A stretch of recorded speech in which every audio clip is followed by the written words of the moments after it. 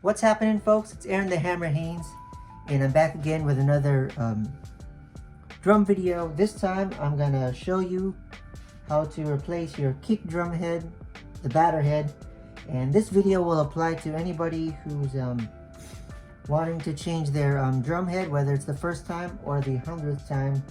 And I'm gonna talk to you a little bit on what my go-to drum head is, and all the steps you need to do in order to replace your kick drum head and make it sound fresh. As you can see, this kick drum head has been used and worn, and I've had it on my kick drum for about more than several years now, and I think it's time to replace it.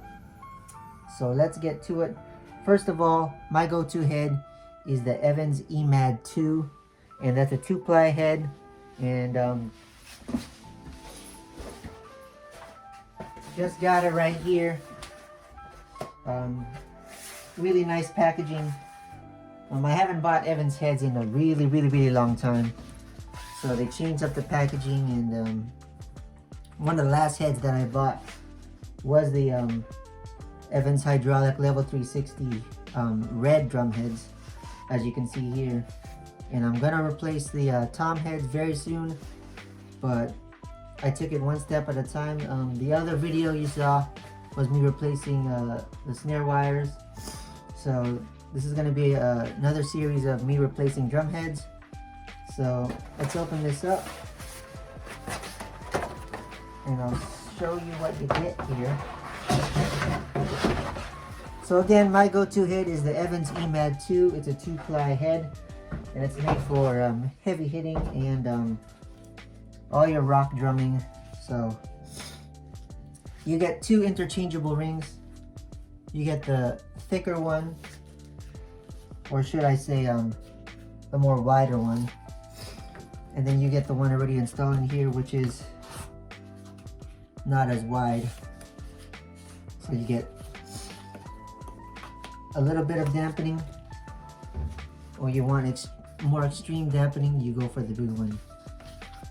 Personally, I found great sound with both of them, but I've been using these ones in all my EMADs that I've been using in the past. And of course, comes with a patch here for the bass drum. I'm gonna use the Evans AF patches. I'll show you right now.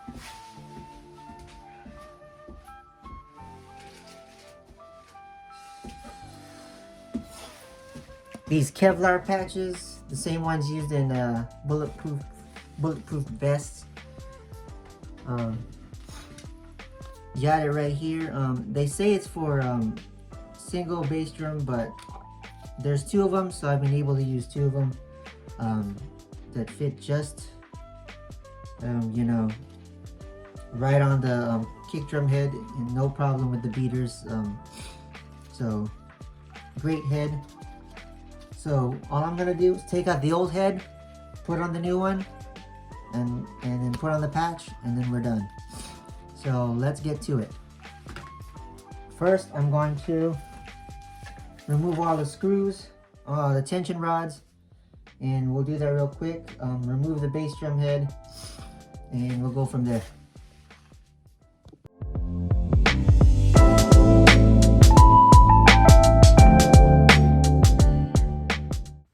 So I got the old bass drum head off. I forgot to mention, when you want to do this, take your kick drum off from the drum kit.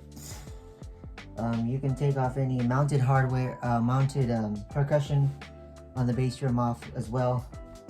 If you want to close the kick drum spurs right here, you could make it a little easier so you don't trip on them. Lay the kick drum on its side, and then you can begin to remove the bass drum head. Here's the old kick drum head. We're gonna toss that in the trash. Right now is a good time to take an extremely damp cloth and, you know, clean the hoop here to remove any debris, dust. Just get it nice and clean. remove all the stains, whatever. Usually dust. Just like that. Let that sit here. And then you can also remove any dust here as well. Just wipe it all around. Inspect the bass drum edges, bearing edges here. Mine's a little red from the other bass drum that I have. And in my kick drum, I have the Evans EQ pad. So that rests beautifully against the head. I mean, with the EMAD 2, since it has the externally mounting adjustable dampening system on the front side of the head, I might have to adjust the EQ pad so it doesn't touch. Kind of a little dusty. So here's the Evans EQ pad, another fine product from Evans to muffle your bass drum even further. And if you have a kick drum mic, just place this on top. But I'm gonna put this back on and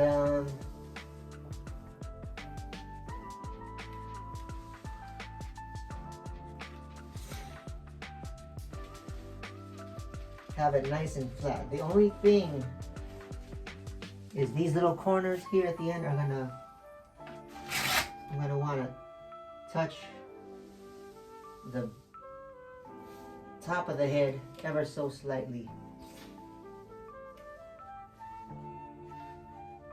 Yep. See here. I'm gonna make sure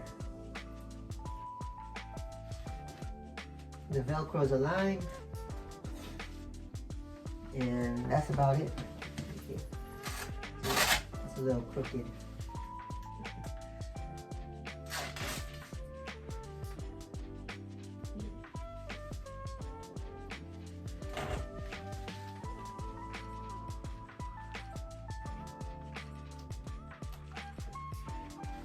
Yep. Sometimes you just gotta fine angle it.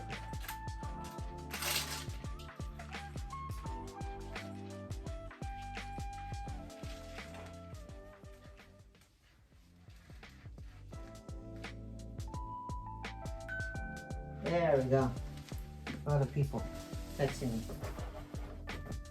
And then also, where's my dirty rag? You can clean the inside here too.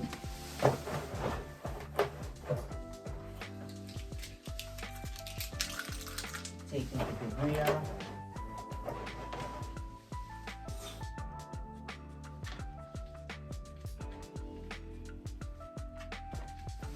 But that's about it. Now we're ready to install the kick drum head. And let me go into time-lapse mode and I'll do that real quick right now. One more thing before I begin. When installing the kick drum head, you definitely want to align it to where the logo is facing up, the logo is straight. And when you get the tension rods on, finger tighten only, and maybe a tad bit, a smidge even more than finger tighten. Apply pressure on the drum head, then turn it clockwise, maybe a half a turn or so, because the bass drum head is really the easiest drum head to tune. It's as low as it can go, and maybe a little bit higher. So you really can't get a tone out of this drum other than a deep low thud.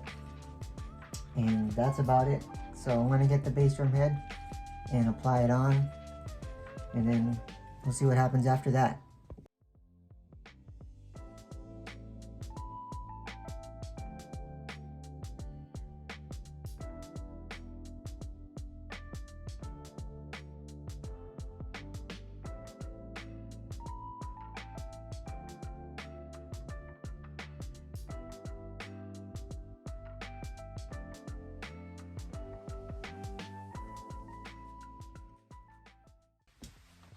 I got the kick drum head on. Again, apply pressure, maybe one full turn until you feel it's nice and tight on there, but not too tight. This is as low as it can go before it wrinkles. And then we're going to apply the Evans EQ patch here. Again, very tricky. You have to align the patches to the beater striking area surface, and we're gonna need the kick drum pedal for that one. But first of all, clean the area, no dust. Okay, maybe you want to wipe that down, but all we're simply gonna do is peel off the adhesive backing, slap them on there according to the beater striking surface, and your bass drum is ready to go.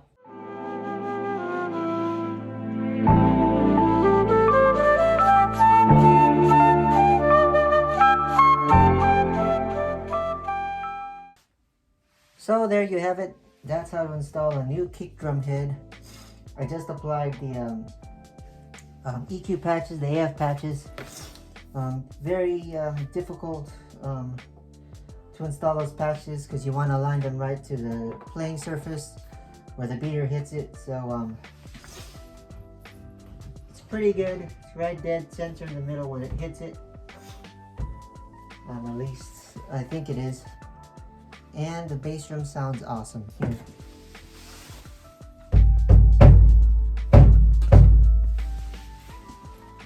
So I can't play that loud right now, but sounds really great. All I'm gonna do now is put the other beater that I disassembled back to the playing position, and put the kick drum back on the drum kit, and that's it.